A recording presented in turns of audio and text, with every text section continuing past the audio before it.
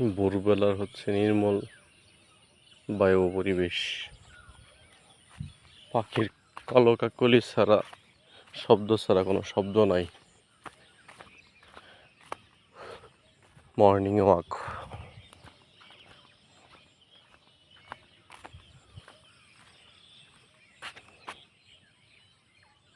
ফজরের আজানের পর পাখির বাসা থেকে রিজিকের সন্ধানে ছড়িয়ে পড়ে। সারা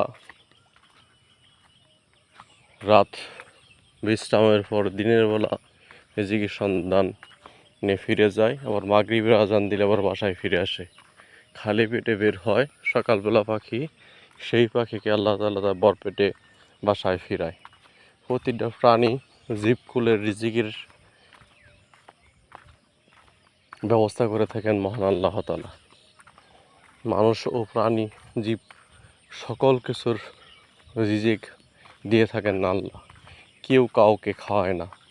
যে তার রিজিকের যতটুকু আছে তাকদীরের জন্মানোর 50,000 বছর পূর্বে রিজিক নির্ধারণ করা, সেইটুকুই সে গ্রহণ করে।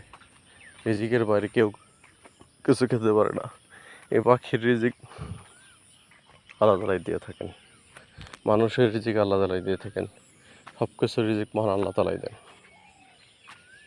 মহাবিশ্বের প্রতিপালক আরশ আজিমের মালিক, যিনি কুর্সিতে বসে পুরা পৃথিবী, ভূমণ্ডল, নক্ষত্র, তারা, সূর্য, গ্যালাক্সি সব কিছু পরিচালিত করতেছেন।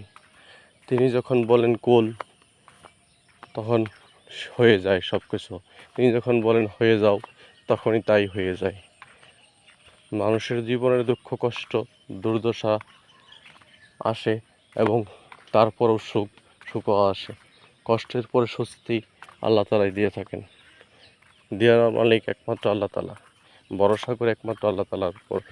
তিনিই সব কিছু দিতে পারেন, তার হুকুমেই সব কিছু পরিচালিত হয়।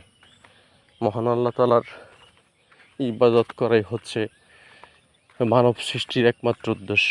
হযরত আদম আলাইহিস সালাম ও হাওয়াকে সৃষ্টি করেছিলেন একমাত্র তার আল্লাহর ইবাদতের জন্য। জিন ও মানুষ জাতিকে সৃষ্টি করেছেন আল্লাহ তাআলা মানুষ ও জিন জাতির যাতে আল্লাহর আনুগত্য ও ইবাদত পালন করে। মহান রবের ইবাদত করি আমরা।